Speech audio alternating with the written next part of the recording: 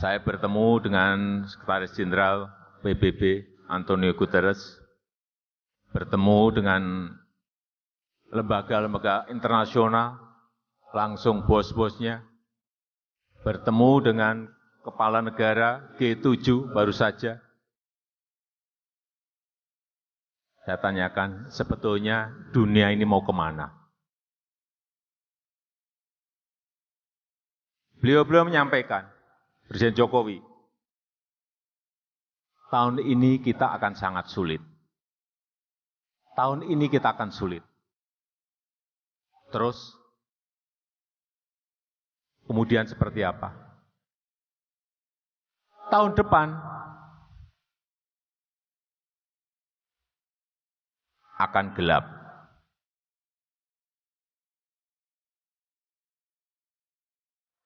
Ini bukan Indonesia, ini dunia. Hati-hati, jangan bukan Indonesia yang saya bicarakan tadi, dunia.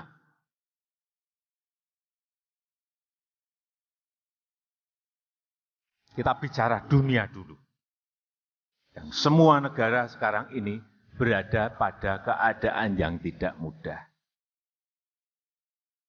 Dari Sekjen, PBB menyampaikan, dari IMF, dari Bank Dunia menyampaikan,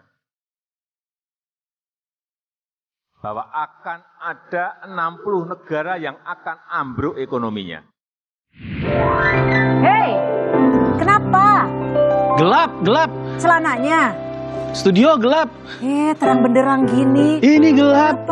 Kenapa Patra? Gelap Karena ini. statement Pak Presiden tadi. Iya. Emangnya kenapa? Itu kan Presiden Jokowi sudah memastikan ini dunia loh, bukan Indonesia. Kamu Itu masih dia. WNI kan? Dunia aja gelap, apalagi Indonesia, Cynthia. Patra, Aduh, aku harus takut. optimistis Patra, bahwa yang gelap itu dunia. Indonesia nggak termasuk, apalagi kamu paling celana aja yang gelap. Iya sih, tapi masa iya kalau dunia gelap Indonesia nggak gelap, Cynthia? Itu tadi sampai ngomongin negara ambruk loh. Aduh, Kan kamu jangan nakut-nakutin aku gitu ah. Aku takut. Aku sebagai ibu rumah tangga yang ngatur keuangan semakin panik kalau kamu aja kayak gitu. Aku lebih panik karena istri aku yang ngatur, aku yang ngasih. Oh iya. Dari mana kalau ekonominya Tapi gini ambruk? Patra, kamu sebenarnya nggak usah takut. Iya. Karena Indonesia itu negara besar, masyarakatnya juga memiliki optimistis yang besar. Iya. Jadi kita harus yakin dan percaya bahwa Indonesia paling tidak nggak akan segelap itulah. Oke, saya sih mau optimis nih, tapi harus ada tambahan-tambahan knowledge yang kita perlu tahu supaya bisa Oke. optimis itu valid gitu. Jadi kamu butuh insight ya. Butuh dong. Butuh orang yang lebih pintar dari Iya, kita ya. jelas. Untuk bisa mengajarkan Betul. gimana keluar dari Iya. kegelapan yang diprediksi tahun 2023 Benar, itu dia. Oke, kalau gitu saya panggil aja teman saya. Saya undang Pak Dinar Dana Karisma. Beliau adalah Koordinator Bantuan Sosial Direktorat Penanggulangan Kemiskinan dan Pemberdayaan Masyarakat Bappenas. Nah, Selamat kami datang. persilakan. Halo, Pak Dinar. Apa kabar? Sehat selalu ya? Sehat ya, Pak? Silakan duduk, Pak. Pak Dinar. Silakan duduk nih, Pak Dinar. Aduh, saya sekalian mau nanya-nanya nanti kalau ditanya sama istri saya, tahun depan beneran gelap nggak sih ekonomi? Saya bisa ada penjelasan supaya uang rumah tangga nggak usah naik gitu. Saya kasih ke istri saya gitu. Jadi kamu bisa santai-santai gitu maksudnya? Iya, bukan. Paling nggak kan kalaupun naik ya dikit lah. 2.500. Oh ya, gimana ini macam apa? Gimana Pak Dinar? Kira-kira statement Jokowi tadi itu kan juga kita jadi takut ya. Itu tapi kayaknya serem banget gitu. Iya. bikin kita jadi insecure gitu loh. Betul. Kira-kira dari pemerintah sendiri ada nggak sih jalan keluarnya? Betul. Iya, tadi kalau kita dengar dari Pak Jokowi optimis nih bahwa ini dunia loh. Bukan Ini Indonesia dunia, ya? bukan Indonesia. Nah ini kalau menurut saya jadi bahan kita untuk optimis bahwa pemerintah sudah ada lah ya langkah-langkah preventif supaya itu benar-benar memang dunia saja gitu ya dan di Indonesia bisa dicegah. Saat ini pemerintah punya berbagai fokus di dalam program-program pembangunan dan walaupun kita baru saja terkena pandemi COVID-19, kita sudah beranjak membaik nih kondisinya Dan outlook kita juga sudah membaik, tingkat kemiskinan kita juga sudah mulai menurun kembali, artinya kita sudah mulai kembali lagi ke target, dan kemiskinan ekstrim kita juga menurun. Oke. Jadi ini merupakan pertanda baik. Jadi mungkin optimis sedikit ya Mas ya. Iya. Sedikit saya sih udah mulai optimis sih, karena ketemu aja udah langsung optimis ya. Karena Pak Dinar tadi bilang optimis, saya ikut aja optimis. Benar. Nah ini pertanda baik, tapi ini juga menunjukkan bahwa ada upaya yang menunjukkan hasil yang sudah kita lakukan nih. Dan tentu saja nggak cuma pemerintah ya, tapi kerjasama dengan berbagai mitra pembangunan juga. Oke. Ya. Jadi gini tapi Mas Dinar, kalau kita sudah mulai bangkit dari pandemi, seakan-akan kita sudah mulai senang, tapi ketika mendengar statement itu kan 2023 tinggal beberapa bulan lagi nih. Kalau dinilai bakal gelap, akan berdampak nggak sih ke Indonesia, dan apa yang sudah dilakukan Bappenas sendiri untuk bisa membantu masyarakat kita ini? Baik, jadi Bappenas punya berbagai macam program, tapi sebenarnya Bappenas sendiri kan lembaga perencana ya. Jadi kami sebagai teknokrat tugasnya adalah merancang seperti apa sih nanti kita menghadapi tahun 2023. Nah, apa yang sudah disampaikan oleh Bapak Jokowi tadi juga menjadi bahan kami, gitu ya, bahwa berarti kita harus ada upaya nih supaya tahun 2023 itu lebih baik. Dan kita tidak terdampak. Inginnya sih seperti itu ya. Benar. Nah, salah satu yang paling penting adalah karena saya kebetulan di Direktorat Penanggulangan Kemiskinan dan Pemberdayaan Masyarakat, bahwa kita masih punya kelompok penduduk yang miskin dan rentan. Dan ini menjadi fokus utama kita, supaya nanti apabila memang terjadi kondisi yang tidak menguntungkan bagi masyarakat, termasuk juga bagi penduduk, itu mereka menjadi kelompok yang pertama kali juga terlindungi dan pertama kali juga mendapatkan program atau intervensi dari pemerintah. Tentunya tidak juga melupakan kelompok lain ya, apabila nanti jatuh ke dalam kerentanan, pemerintah juga harus siap. Nah, untuk validasi data jumlah kemiskinannya itu gimana Bappenas dapetin itu? Iya. Ada beberapa sumber sebenarnya ya untuk data-data kemiskinan. Selama ini mungkin yang sering didengar adalah dari Badan Pusat Statistik. Nah, ini adalah sumber yang biasanya kita gunakan setiap tahun, dan itu menunjukkan berapa sih sebenarnya jumlah penduduk miskin Indonesia, berapa persen, kemudian dari sisi individu ada berapa juta gitu ya. Nah, tetapi data ini perlu diperkuat dengan data yang kita sebut sebagai data mikro.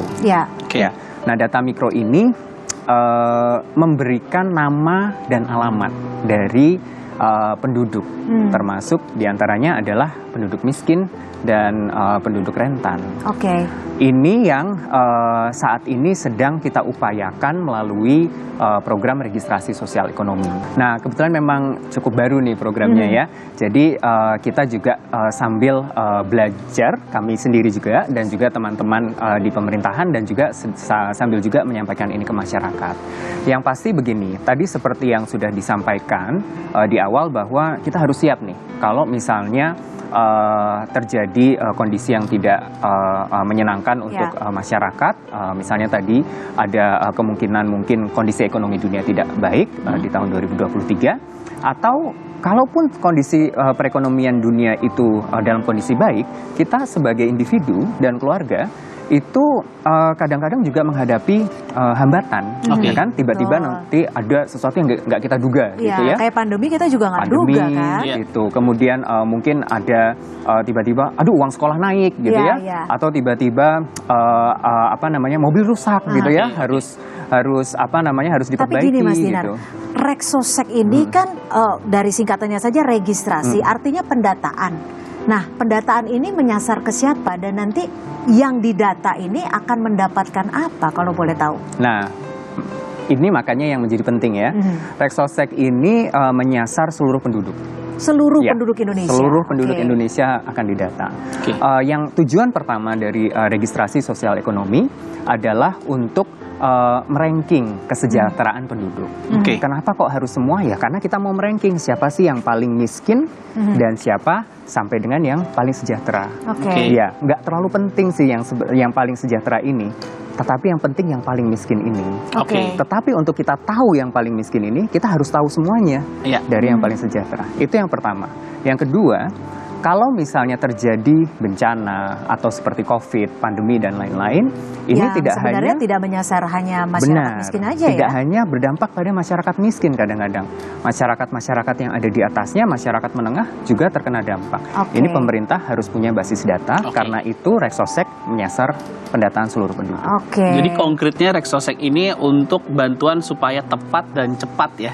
Pendataan. Salah satunya. Salah satunya. Salah satunya adalah supaya pemerintah cepat bereaksi, Yap. cepat bisa memberikan perlindungan dan penguatan kepada masyarakat dalam situasi apapun. Oke, dan pastinya nih Pak Ya. Tra, Bappenas juga katanya menjalin kemitraan ya, supaya masyarakat-masyarakat yang miskin dan juga miskin ekstrim ini bisa terbantu dan usahanya Ya. bisa bertahan gitu ya, apapun yang dihadapi nanti di 2023. Kamu mau tahu Betul. siapa yang akan datang? Siapa sih? Kasih tahu dong.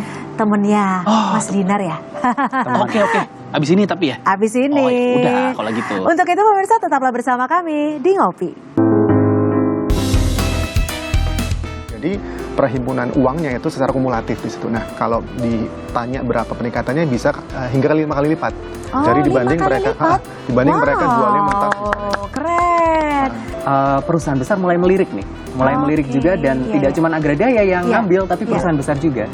Jadi si anak dari keluarga itu dilatih oleh perusahaan besar tersebut dan akhirnya mereka sekarang si anak itu sendiri sudah mandiri secara ekonomi, artinya tidak perlu memberatkan lagi orang tuanya dan orang tuanya juga penghasilannya bertambah.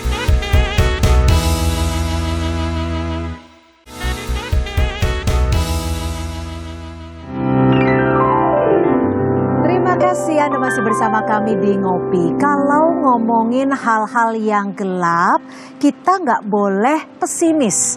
Karena ketika bicara gelap pasti ada pelangi, ya nggak Ya, Patra ya? betul sekali. Jadi harus tetap optimistis, apalagi generasi muda yang nantinya bisa menjadi penyokong negara ini. Betul. Saya Ya kan? paling suka sama istilah ini. Selalu ada peluang di tengah-tengah krisis. Ini omongan dari Menko Bidang Perekonomian, Bapak Airlangga Hartarto. Ini dari sebuah artikel ya.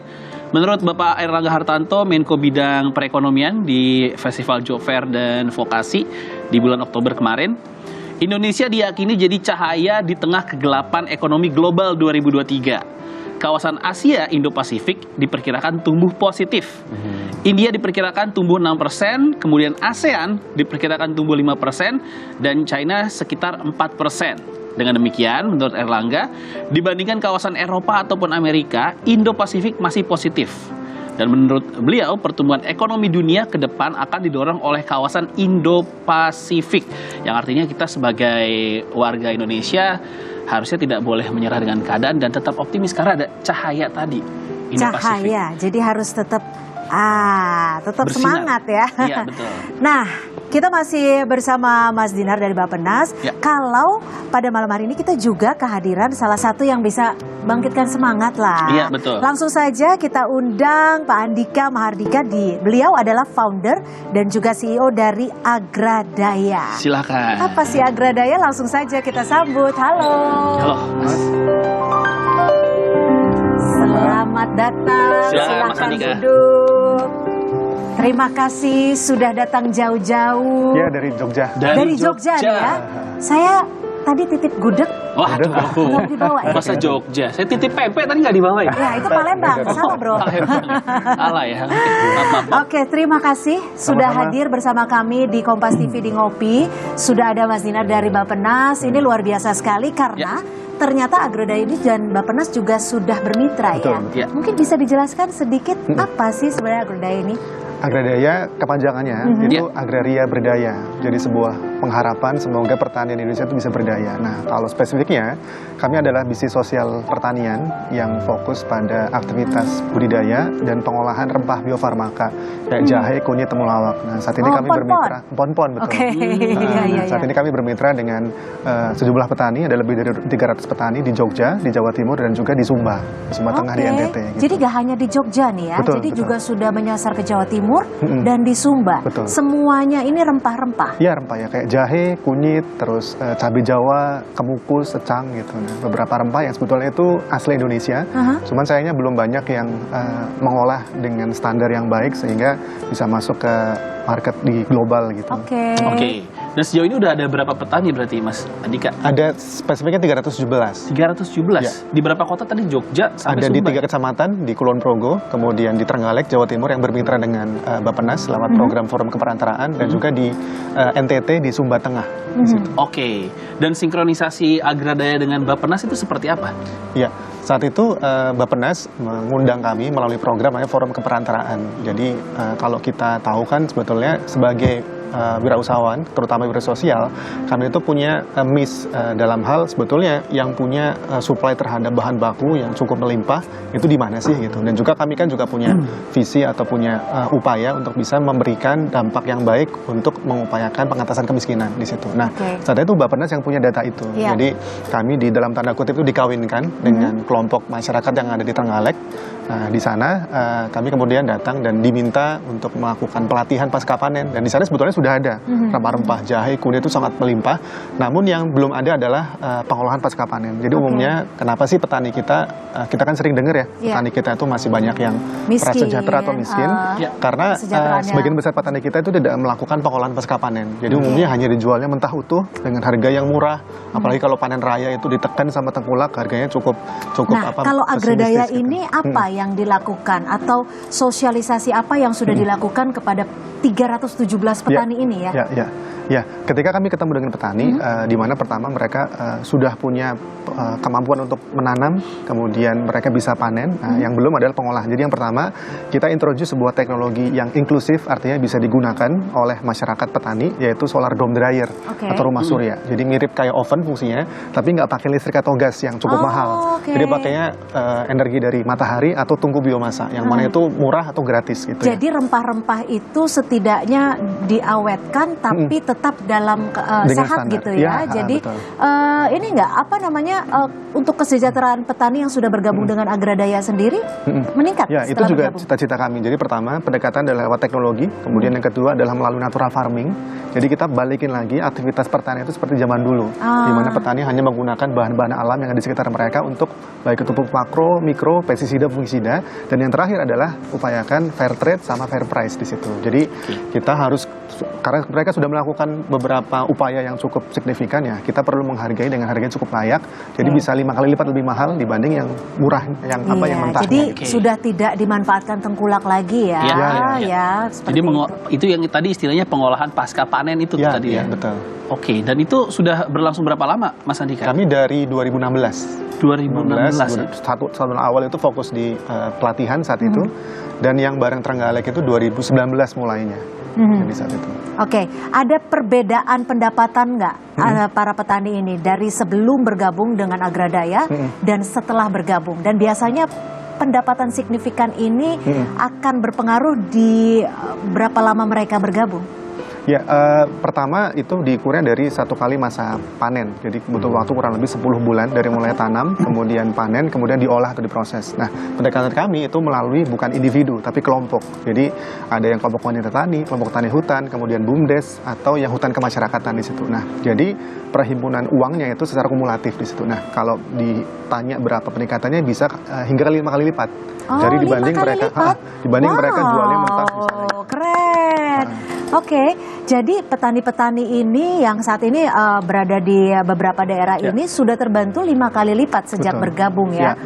Wow. Oke, nah untuk dari Bappenas sendiri berarti kan salah satu manfaat dari Reksosek tadi ya, paling nggak datanya bisa dipakai untuk mitra sebagai Agradaya tadi ya. Selain Agradaya ada lagi mungkin Mas Dadar selain pemberlakuan di petani?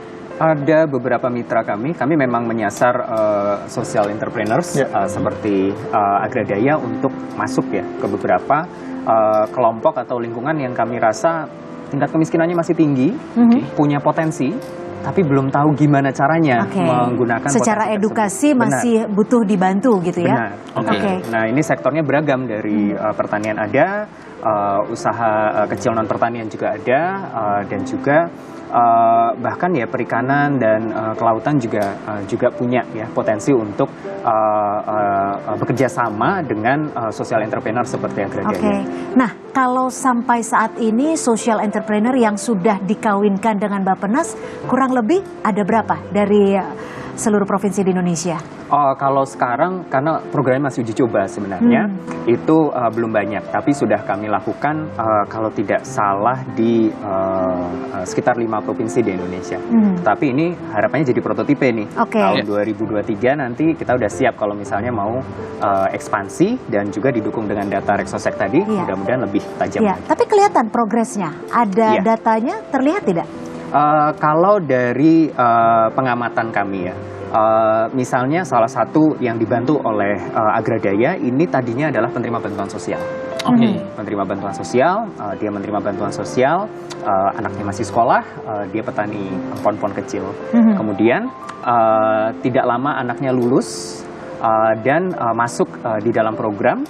Kemudian Agradaya ini karena meningkatkan standar produksi pohon-pohonnya, perusahaan besar mulai melirik nih, melirik juga dan tidak cuma Agradaya yang ngambil, tapi perusahaan besar juga. Jadi si anak dari keluarga itu dilatih oleh perusahaan besar tersebut dan akhirnya mereka sekarang si anak itu sendiri sudah mandiri secara ekonomi, artinya tidak perlu memberatkan lagi orang tuanya dan orang tuanya juga penghasilannya bertambah seperti yang disampaikan oleh Agradaya tadi bisa beberapa kali lipat. Dan jadi sudah terasa ya sebenarnya ya dampaknya. Dan sudah merata belum Mas Danar? Ini kan tadi kita banyak ngomongin soal daerah Jawa paling sampai Sumba tadi ya. Kalau dari Sumatera, Sulawesi, Kalimantan apakah sudah tersebar juga Mas? Nah, di Sumatera itu ada satu di Aceh, kemudian di Sulawesi itu ada di Sulawesi Selatan, dan tadi Agradaya juga sampai di NTT juga ya. Memang tantangan utama adalah kita harus memahami potensi. Dan di dalam proses uji coba itu ini yang kita utamakan. Nah, cuman karena kita datanya belum lengkap nih, belum ada semua, ya kita juga masih melakukan uji coba di beberapa daerah yang kita memiliki informasi yang cukup. Nanti mudah-mudahan kalau Rexosec udah ada, kita lebih bisa bikin petanya dan intervensi seperti ini bisa dilaksanakan di lebih banyak tempat. Jadi juga diharapkan bahwa petani-petani di daerah ini bisa dikawinkan lagi dengan perusahaan-perusahaan yang lebih besar. Jadi tingkat sosialnya bisa semakin tinggi gitu ya. Kalau gitu kita undang pengusaha. Boleh. Gimana? Boleh. Setuju? Atau pengusaha Patra sudah hadir di sini? Nah, kalau ini kayaknya kawan saya nih abis ini nih, sama rekan pengusaha. Ais, ngeri banget. Untuk itu tetap bersama kami, karena sesaat lagi temannya Patra mau hadir di Studio Ngopi. Jangan kemana-mana.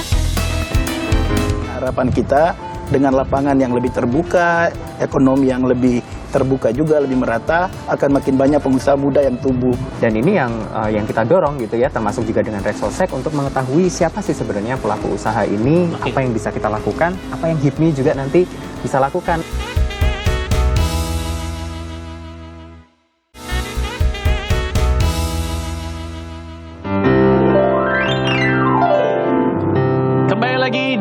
Ngopi Ngobrol Pintar, kita masih berharap untuk terus optimis tahun depan Indonesia menjadi cahaya di tengah kegelapan dunia.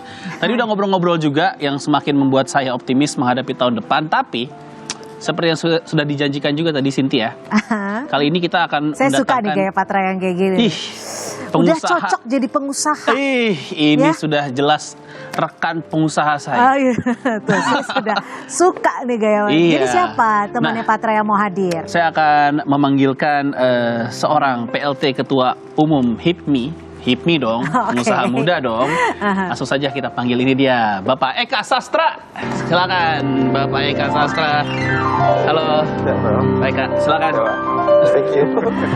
Halo, apa kabar? Sehat ya? Sehat dong. Sehat ya? Sehat dong, Pak Diundang Eka Kompas ya? langsung sehat kita. Oh, harus sehat dong. Kalau ngomongin soal HIPMI, Patra udah pingin banget jadi pengusaha muda. Cuma masalahnya kekurangannya Patra adalah nggak mudanya itu. Bener. Nah, gimana sama saya malas berusaha juga, kayaknya agak susah ya. Kan jadi agak repot pengen masuk HIPMI tapi kurang muda. Itu dia. Gimana? Tapi bisa ya, meskipun nggak mudah-mudahan bisa ya. Ada anggota luar biasa namanya di media, atas 41 tahun. Ya, kalau gitu saya nonton aja. Oke. Tapi Mas Eka, saya mau nanya sedikit nih Mas Eka, untuk pengaruh digitalisasi sekarang kan semua udah serba digital, bahkan pengolahan data tadi membantu pertanian juga sudah ada bentuk teknologi terbaru lah ya. Kalau dari ekonomi pengusaha sendiri seperti apa di zaman sekarang nih Mas Eka? Salah satu sektor ekonomi yang kami dorong dengan sangat keras dan sangat kuat adalah digitalisasi ini.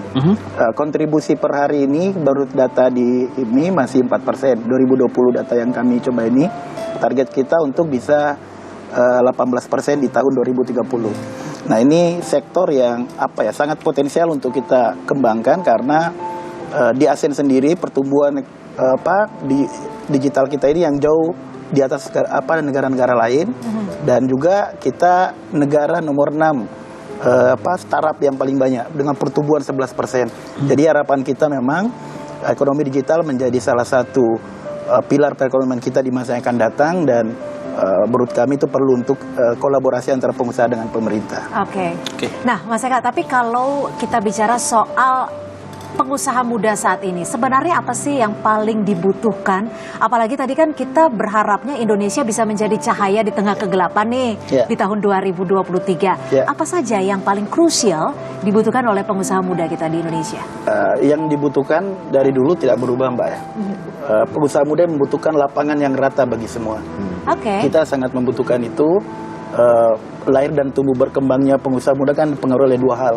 Yang pertama, komitmen dan kapasitas dari internal teman-teman pengusaha muda, dan yang kedua adalah ada ekosistem yang sehat, mampu menumbuhkan para pengusaha. Nah, beberapa waktu ini kan sudah ada beberapa terobosan. Dulu kami ingin memulai usaha, repot minta ampun. Sekarang sudah ada NIB. Nah, sekira ini sudah bisa kita ke depan lebih bagus. Kemudian yang paling penting kenapa disebut dengan lapangan yang setara? Kalau kita lihat kan konsentrasi ekonomi kita ini yang sangat terkonsentrasi, dikuasai oleh beberapa kelompok. Nah, itu yang menjadi hambatan bagi kami, menjadi entry to menjadi hambatan bagi kami untuk masuk. Nah, harapan kita dengan lapangan yang lebih terbuka, ekonomi yang lebih terbuka juga, lebih merata, akan makin banyak pengusaha muda yang tumbuh berkembang. Kami cuma butuh lapangan yang rata aja. Lapangan rata, ekonomi yang sehat. Tadi sedikit ngomongin pengusaha muda, secara definisi tadi maksimal di 41 tahun. HIPMI ini kan sudah 50 tahun. Kami organisasi pertama lah kalau untuk para pengusaha. Nah, kami kan punya ADRT, anggaran dasar dan anggaran rumah tangga. Nah, yang terakhir ini usianya itu 41 tahun maksimal. 41 tahun maksimal. Minimal untuk anggota biasa. Minimal? Tidak ada minimalnya. Tapi yang sulit adalah ketika bagaimana CEO ini bisa mempertahankan usahanya di tengah-tengah banyak sekali hambatan. Kalau kita lihat ada krisis, ada pandemi, itu ada tidak strategi yang sudah dilakukan HIPMI agar ketika perusahaan-perusahaan muda ini yang muncul seperti mungkin Agradaya bisa bertahan dan juga bisa terus tumbuh? Kami sampai hari ini yang berdasarkan data kami di HIPMINet ada 50 ribuan anggota kami yang tersebar di beragam sektor. Nah, kami punya basis data seperti itu yang kemudian kami bisa gunakan untuk bagaimana melakukan pendampingan pada teman-teman semuanya. Kami punya ada namanya HIPMI PT, HIPMI Go to School, dan HIPMI Pesantren. Itu pertama untuk membujuk teman-teman yang masih sekolah menjadi mahasiswa ini untuk menjadi pengusaha. Nah, begitu mereka menjadi pengusaha, kami akan melakukan pendampingan dengan harapan agar bisa naik kelas. Karena di sana kan ada banyak senior-senior yang mungkin sudah memiliki bisnis yang lebih mapan. Nah, itu bisa membagikan ilmunya, membagikan beberapa kiat-kiat. Nah, upaya inilah yang kita lakukan dengan harapan agar pengusaha-pengusaha ini bisa naik kelas. Kami terbuka. Tidak hanya bertahan ya, tapi naik kelas gitu ya. Kalau dari Bappenas sendiri, kerjasama yang sudah dilakukan dengan HIPMI semakin besar ya? Harapannya begitu ya. Memang saat ini kerjasama yang terutama untuk sektor kemiskinan dan sosial masih lebih langsung ke pengusaha mudanya nih, belum bersama HIPMI-nya. Walaupun di dialog-dialog kita sudah terlibat dan sering ada bersama-sama. Tapi apa yang disampaikan tadi penting ya, bahwa data itu penting ya. Data itu penting untuk melihat siapa sih sebenarnya pengusaha muda di Indonesia, pelaku usaha itu sebenarnya siapa. barriernya di mana gitu ya, masuk kenapa kok dia nggak bisa bergerak atau naik kelas tadi ya. Dan ini yang kita dorong gitu ya, termasuk juga dengan Resolsek untuk mengetahui siapa sih sebenarnya pelaku usaha ini, apa yang bisa kita lakukan, apa yang HIPMI juga nanti bisa lakukan, senior-seniornya nih ya, yang sudah jadi ini, udah lahir menjadi pengusaha. Oke. Saya punya pertanyaan nih sebenarnya. Bukan pertanyaan, permainan. Waduh. Tapi kalau ngomongin bentar ya, Silakan, saya mau ambil dulu. Ini permainannya Tapi nggak tunggu susah deh, lah harusnya. Mas Andika sendiri, kalau Mas Andika udah join ke HIPMI belum? Belum, saya nanti pengen ada. Wah, Makanya kita marahin Mas Eka, marahin. Ini Mohon bimbingan. tunggu, dari Umurnya usia berapa? masuk kategori? Masih masuk banget. Masih masuk, Pak. beda sama beliau.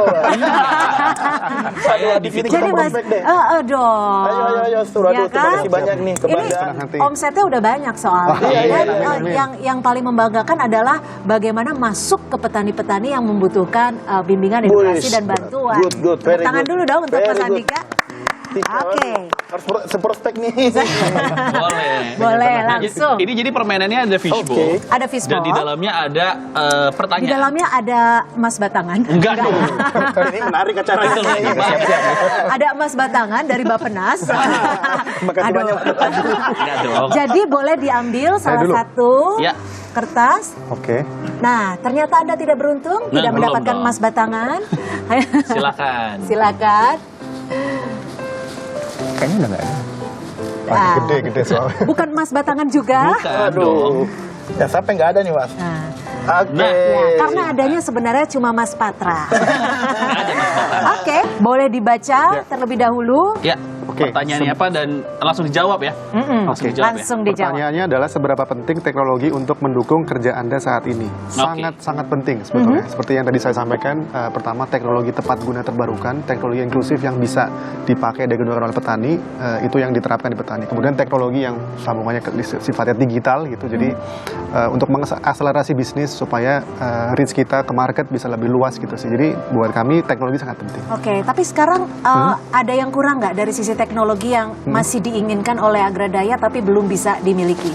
Ada sih, kami sebetulnya lagi R&D dengan Kementerian BRIN, jadi lagi bikin satu teknologi untuk ekstraksi, untuk rempah-rempah, jahe, kunyit, Untuk yang temulawak untuk pengeringan diambil. itu diekstraksi jadi ya? lebih advance lagi sih Oke, bukan hanya pengeringan tapi diekstrak. Gitu ya? Jadi untuk diambil zat aktifnya, misal di jahe ada namanya gingerol untuk kebutuhan farmasetikal misalnya. Nah, itulah yang lagi dikembangkan ke arah sana. Oke, mudah-mudahan Ya. goal untuk Itu ininya saya ya. juga pengen nanya Mas, dengan adanya teknologi seperti itu Mas Andika, apakah nanti bisa menarik minat anak-anak muda juga untuk jadi petani lagi nggak sih Mas? Iya, biasanya kalau anak muda itu kan kalau ngomongin pertanian ada on farm sama off farm. Off farm itu Iya. yang biasanya Karena kan kalau di petani tanah. kita masih kebayang ke sawah bawa cangkul, nyangkul gitu ya. Betul. Nah, anak muda tuh bisa ditarik kan di on farmnya. Jadi artinya bisa ke pengembangan teknologi. Jadi bertani itu kalau di Jepang kan bisa lihat yang pakai sinar UV bisa 24 jam dapat radiasi sinar terus. Nah, kita bisa ke arah sana sebetulnya. Jadi teknologi itu yang bisa narik anak muda supaya mau terjun di bidang pertanian. Oke, Mas Dinar dapat apa? Oh iya, pertanyaan ini sinergi apa yang diharapkan antara pengusaha dan pemerintah? Kok pas banget sih? Pas banget ya. Padahal Saya juga, kalau saya dapat yang itu bingung saya jawabnya. Iya, kok pas banget? Nggak ada Silakan. rekayasa, kita belum kenal sebelumnya kan Mas? Silakan dijawab. Iya, jadi pemerintah itu nggak mungkin bisa berjalan sendiri. Betul. Pemerintah tidak mungkin bisa berjalan sendiri. Dan sebenarnya peran pemerintah itu adalah enabler. Jadi kita memudahkan bagi kegiatan ekonomi untuk berjalan. Jadi apa yang kita butuhkan adalah teman-teman dari pengusaha, yang berarti pemerintah harus mempermudah proses usaha supaya lebih cepat berkembang, Ya. memfasilitasi dengan ekosistem yang memudahkan, kondisi keamanan yang kondusif dan lain-lainnya, dan juga untuk pengusaha-pengusaha atau pelaku-pelaku usaha yang belum berkembang menghubungkan nih, gitu ya, mempermudah agar pengusaha juga bisa membantu pemerintah mencapai target-target kita. Oke. Ya, pelaku-pelaku usaha yang masih miskin, mungkin tingkat kesejahteraannya rendah, kami bareng nih kita ya, Mas Eka ya, untuk mencapai mereka supaya target-target pemerintah untuk meningkatkan perekonomian, kesejahteraan mereka tercapai. Oke. Terakhir silakan Mas Eka. Bagaimana pendapat Anda sebagai pengusaha mengenai registrasi sosial ekonomi ini? Pas banget ini. Pas banget. Ini nggak diatur kan, Mbak? Nggak diatur loh ini. Tadi padahal milihnya Mas Batangan ya. Nah, dapetnya Pertanyaannya jadi kayak pertanyaannya gini. pas. Silakan Mas Eka. Saya kira sangat penting sama yang kami sampaikan sebelumnya. Registrasi sosial ekonomi ini sangat penting untuk tahu siapa pelaku usahanya, bagaimana usahanya dan seterusnya. Nah, memang kita belum punya, sejauh yang kami tahu dari HIPMI, kita belum punya data yang lengkap terkait hal ini. Nah, kalau ini dilakukan, saya kira ini satu langkah yang jauh lebih baik dan harapan kita akan ditindaklanjuti dengan beberapa kebijakan yang lain. Yang menjadi keluhan di HIPMI ini karena terus terang kami pengusaha muda, sebagian besar pengusaha pemula dan juga UMKM, ini ada tidak setaranya gitu. Pengusaha besar masih main di domain untuk pengusaha kecil. Untuk ukuran-ukuran yang misalnya masih di bawah 100 juta dan seterusnya, mereka masih turun ke bawah. Nah, kenapa terjadi seperti ini? Karena itu tadi, kita tidak punya mapping yang jelas mengenai pengusaha. Pengusaha besar tiba-tiba main di ini. Nah, itu kan menjadi domain yang harusnya digunakan untuk menumbuhkan pengusaha-pengusaha muda dan pengusaha-pengusaha baru. Ya? Nah, pemula. Nah, kalau di luar negeri kalau kita lihat kan sangat jelas tuh. Ini tidak boleh turun ke sini. Ini pun jadi benar-benar, dan saya yakin intervensi ini, kolaborasi ini dimulai dari data yang diambil dari registrasi. Jadi ini sangat penting. Jadi Reksosek ini penting. Sangat penting. Penting banget ya. Sangat dibutuhkan supaya oleh bangsa mappingnya jelas. Jadi ketika pengusaha senior istilahnya itu sudah tidak main lagi di ladangnya pengusaha pemula agar semakin merata gitu ya. Bagus sekali. Ibarat sepak bola. Jadi ada yang jadi sudah kiper, ada ini bagi lahan lah ya, bagi lahan. istilahnya ya. Ini yang tidak kita lakukan dari dulu, dari sejak Indonesia merdeka. Semuanya berantakan, jadinya kadang kita di sini ada pengusaha besar. Nah, ini menyulitkan tumbuhnya pengusaha pemula. Saya kira ini langkah bagus. Reksosek itu berarti langkah yang paling bagus. Sangat bagus. Kami dukung penuh dan kita ngobrol-ngobrol lagi ya, Mas Eka, Mas Dinar dan Mas Andika, tetap bersama kami di Ngopi.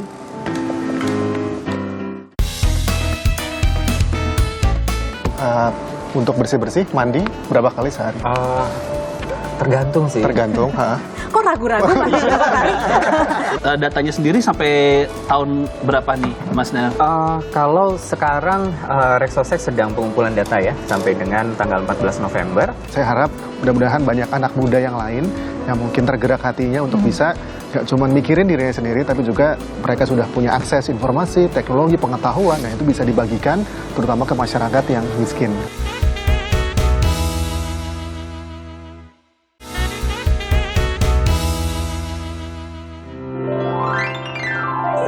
Bersama kami di Ngopi. Saya sama Patra udah seneng banget karena 2023 kita semua yang ada di studio Ngopi akan menjadi cahaya. Betul sekali. Amin ya. Amin. Setuju ya, tepuk tangan dulu dong. Jadi semangat nomor 1 supaya jalannya semakin lapang gitu. Betul. Ngomongin soal jalan semakin lapang. Ya. Inilah kenikmatan menjadi host. Kita bisa ngerjain narasumber kita, Patra. PLT Ketua HIPMI. Oke. Jadi, bapak-bapak sekalian atau mas-mas sekalian kan masih muda semua. Betul. Ini ada mystery box. Detailnya mas-mas pengusaha sekalian. Oke. Termasuk Patra ya. Ada kok, Mas. Tenang. Ada mystery box. Di dalamnya ada barang yang harus dipilih. Nanti ketika dipilih, ini harus diupayakan untuk di selling yang baik. Gitu. Betul. Ya. Ini seperti praktek basic sales dan marketing pengusaha. Apapun barangnya nanti yang ada di dalam box ini. Mas Dinar enggak. Oh iya. Oke, sebagai jembatan enggak ya? Oke, sebagai jembatan enggak boleh ya? Nanti bisa dipikir Mas Dinar kebijakan apa yang pas dengan Oh, jualan. saya setuju, Patra. Baik. Kamu langsung ke Mas Eka, aku langsung ke Mas Andika. Nanti ke Mas Andika dulu dong. Nanti aku rahasia dulu. Oke. Mas Andika dulu ya. Diambil dan coba ditawarkan kepada konsumen barang ini untuk dijual. Gayung ya? Oke. Itu adalah gayung portable. Pak Dinar tinggal di rumah atau di apartemen atau di kosan? Di rumah. Di rumah. Setiap hari untuk bersih-bersih, mandi berapa kali sehari? Tergantung sih. Tergantung. Kok ragu-ragu mandi berapa kali? Ada curiga nih. Kayaknya mandinya masih jarang ya. Saya ini ada saran nih buat Pak Dinar buat memudahkan. Jadi mungkin kalau pagi-pagi kan ngejar mungkin bangun siang lalu pengen ke kantor cepet-cepet. Nah mungkin nggak sempat mandi di rumah. Nah bawa ini terus masuk ke tempat kerja ada kamar mandi. Nah ini namanya gayung portable Pak. Jadi dia bisa masuk ke kantong. jadi kertas Kertas gitu. ya, saya ya. Jadi bisa dibawa kemana-mana, jadi lebih fleksibel gitu. Dan untuk hari ini Pak, khusus cuman waktunya cuman 30 menit aja. Ini lagi promo kita Pak. Jadi promo biasanya dia harganya 100.000 untuk Pak Dinar. Ini ya, diskonnya 50%. Jadi, tapi ini waktunya terbatas sekali Pak. Pak Dinar berminat? Berminat sih. ya? Bayar langsung Mas. Bayar langsung masuk kulkas ya. Tapi 50.000. boleh dicicil. Bisa nanti ada. Tapi saya perlu coba dulu nih, Iya, bocor nanti nggak nanti? Bapenas letter ada nanti. Ada pembayaran Bapenas gitu. Oke, berhasil. Berhasil. Oh, oke. Berarti Bayar beneran Mas. ini apa pembelinya baik hati ya. Iya, gampang ditaklukkan ya. Iya, gampang ditakluk. Ini punya siapa nih ngomong-ngomong? Punya siapa? Properti kantor ya? Oh iya, ini sebenarnya properti saya karena kan kita sebagai media kadang-kadang nggak pulang ya. Iya, Jadi benar, bisa mandi benar, di rumah, benar. di Iya, kantor gitu. Untuk reporter turun ke lapangan, Ah, itu juga lumayan wah, kan kalau ada kali tinggal Betul. Iya, Tunggu air makanya hujan dikantongin gitu gitu ya. dari belakang. bisa dikantongin Kayak kita. sisir gitu. Harusnya mungkin ditawarkan kan dari masalahnya dulu Pak. Misalnya kayak Bapak Banyak sering masalah. diusir istri keluar rumah, dari siapa kalau mandi dimanapun gitu harusnya. Iya, iya. Pengalaman sekali Pak Patra. Ya, saya sedikit curhat lah begitu Pak. Curahan hati ya. Iya benar. Patra punya apa Patra? Oke, kita akan tantang Mas Eka ini PLT Ketua HIPMI. Jago dong jalannya dong. Iya. Silakan. Silakan. Nah, Nah, itu apa ya? Nah, ini Oh, itu jam Pen. kipas. Oke. Jam tapi kipas portable. oh, Kayaknya ada beda jamnya ya. deh, coba sebentar. Beda dengan Aneh-aneh jam saya ya. barangnya. keren ya. Keren Oh, loh nggak itu. ada, ini cuma kipas doang. Wah. Oh, ini sangat dibutuhkan. Oke. Gitu. Mau jual ke siapa nih? Pemirsa. Nah, pemirsa, oke. Oke, silakan. Silakan. Pemirsa, saya yakin Anda sering kekurangan oksigen dan ingin mendapatkan suasana yang sejuk. Ah, enggak juga. Waduh, Enggak. Di tengah situasi perekonomian yang terancam resesi, persoalan kehidupan sehari-hari yang begitu berat, kita selalu membutuhkan angin. Nah, angin. entah Angin angin kehidupan surga ya, atau angin kehidupan. Nah, produk ini yakin dan percaya akan selalu menghasilkan angin bagi Anda yang sangat membutuhkan. Dengan menggunakan produk ini, yakinlah hampir semua masalah bisa Berapa kecepatan terselesaikan. anginnya tuh, Pak Eka? 360 Itu turbin nih, dia turbin sebenarnya cepat, tapi kalau mau dibuat lebih cepat, kepala bisa digoyangkan juga Oh, untuk oke. membuat gini. Jadi ini produk yang baru. Harga. Kalau lengkap dengan anginnya dan berputar terus seperti ini bisa sampai 1 jutaan. Tapi karena ini promo, ini bisa kita jual dengan diskon tadi 50%. Karena masih promo, masih di awal. Silakan Itu coba. bisa untuk jam juga ya? Bisa lengkap. Oke. Nah kalau mau lebih murah lagi 100.000, tapi kipasnya nggak ada, hanya aksesoris saja. Oh, aksesoris. Oke. Itu mah untuk anak saya di rumah berarti ya? Iya. Oke. Tapi ini ngomong-ngomong baru lihat nih. Saya juga baru tahu Mas Eka. Bung Patra mau beli? Boleh kayaknya. Ya dipakai dulu, Mas. 500.000 Bung Wah, Patra. boleh ini. Kalau Ini 100.000 cocok. aja. Iya. Kipas Bisa ini cocok. ngeliat step kaki juga kayaknya. Bisa. Ini cocok Pak buat tahun 2023 Pak. Ya. Takutnya suasana politik panas. Iya. Cocok. Suka. 2023. Iya. Ada Mulai lampunya kampanye. lagi. Oke. Jadi Ini akan membawa Indonesia mendapatkan cahaya di tahun depan. saya suka. Memang kalau komika itu prospeknya beda ya. Luar biasa emang Bung Bener, Patra beda ini. ininya. Iya. Saya pakai ya? Silakan. Oke. Nanti Oke. kita bayarin Cocok nanti. ya. Nggak muat. Tangannya diperkecil. Iya, nggak Wah, Tangannya berarti bisa diperkecil. didiskon lagi jadi 100.000. Iya, tapi nggak ada angin. Nggak ada angin ya? Tapi ini Oke bisa Patra, dipakai. hidup itu memang nggak perlu dipaksakan Iya, ya Patra baiklah ya. kalau Jadi begitu. disimpan saja. Ya, ini soal transparansi data kayak penting juga nih kayak ini. Seberapa penting transparansi data untuk pengusaha? Seberapa penting tuh, Mas Eka? Sangat penting, Mas. Karena dunia sekarang, termasuk dunia bisnis juga sudah mengarah ke keterbukaan semuanya. Nah, dengan adanya data yang transparan seperti ini, memudahkan kami dalam menyusun rencana-rencana bisnis dan juga melakukan eksekusi. Nah, karena itulah data selalu menjadi titik awal kami dalam berusaha. Karena itu dengan kehadiran data yang lebih baik, saya yakin akan meringankan beban kami sebagai pengusaha juga. Oke. Dan Kalau- soal target datanya sendiri sampai tahun berapa nih, Mas Nel? Kalau sekarang Rexosec sedang pengumpulan data ya sampai dengan tanggal 14 November. Harapannya 2023 sudah siap untuk digunakan. Oh. Oke. Tetapi data ini harus hidup. Jadi data ini terus dimutakhirkan supaya nanti tiba-tiba disasar ada pengusaha miskin tapi ternyata dia sudah masuk gitu ya. Nah ini sesuatu yang perlu dimutakhirkan terus. Harapan kita ini jadi data hidup yang terus-menerus setiap tahunnya ada dan tetap baru. Oke, jadi pendataan sekarang terus dilakukan ya supaya semuanya ini target-targetnya jelas dan pasti. Ya, betul. Nah, untuk Mas Andika, ada harapan yang ingin dicapai mungkin sebagai salah satu perwakilan pengusaha yang juga ikut membantu masyarakat dengan penghasilan menengah ke bawah? Ya, sekarang kan ada sebuah terminologi baru sebetulnya, namanya wirausaha sosial. Dan itu kalau nggak salah itu ada perpresnya dikeluarkan oleh Pak Jokowi 2 tahun yang lalu. Jadi ada kategori namanya wirausaha sosial. Jadi artinya sebuah aktivitas bisnis, aktivitas usaha yang tidak hanya mencari profit setinggi-tingginya, tapi juga ngasih impact, ngasih dampak sosial, ekonomi, terutama adalah untuk masyarakat yang miskin. Dan saya harap mudah-mudahan banyak anak muda yang lain yang mungkin tergerak hatinya untuk bisa gak cuma mikirin dirinya sendiri, tapi juga mereka sudah punya akses informasi, teknologi, pengetahuan, nah itu bisa dibagikan terutama ke masyarakat yang miskin. Gitu sih.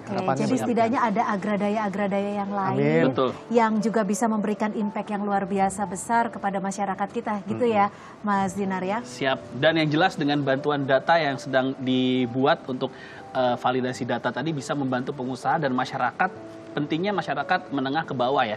Dan Reksosek tadi itu registrasi sosial ekonomi ini merupakan upaya transformasi membangun data sosial ekonomi yang terintegrasi sebagai pedoman bagi pelaksanaan tata kelola data, ketersediaan data yang akurat, mutakhir terpadu, dapat dipertanggungjawabkan, mudah diakses, dan bagi pakai dengan ketentuan yang berlaku. Betul sekali Patra, karena basis data yang mencakup seluruh penduduk ini bisa menjadi bekal utama untuk dapat menjangkau seluruh penduduk tanpa kecuali, tanpa meninggalkan siapapun atau leaving no one behind. Melalui Reksosek, program pembangunan akan lebih terfokus pada kebutuhan masyarakat dan juga kualitas belanja negara semakin meningkat. Dan Reksosek menjadi instrumen bagi pemuda untuk bersikap kritis, mendorong dan menyadarkan masyarakat untuk melakukan gerakan perubahan sosial yang positif. Dengan data yang baik, pemuda dapat mengisi kesenjangan untuk kesejahteraan rakyat dalam mendukung transformasi ekonomi. Dengan semangat Sumpah Pemuda, kita dukung pelaksanaan Reksosek demi Indonesia yang maju dan berdaya. Merdeka. Merdeka. Amin. Amin, amin. Mudah-mudahan dengan perbincangan kita hari ini bisa menjadi pencerahan ya. Bahwa optimistis itu masih ada. Tapi jangan lupa kita semua harus bergandengan tangan. Karena pemerintah nggak bisa berjalan sendiri. Pengusaha, masyarakat, media harus selalu bergandengan tangan agar tujuan utama bangsa ini untuk menyejahterakan seluruh masyarakat Indonesia bisa tercapai. Terima kasih pemirsa sudah bersama kami di Ngopi. Saya Cynthia Rompas. Dan saya Patra Gumala. Sampai ketemu di Ngopi berikutnya. Sampai jumpa.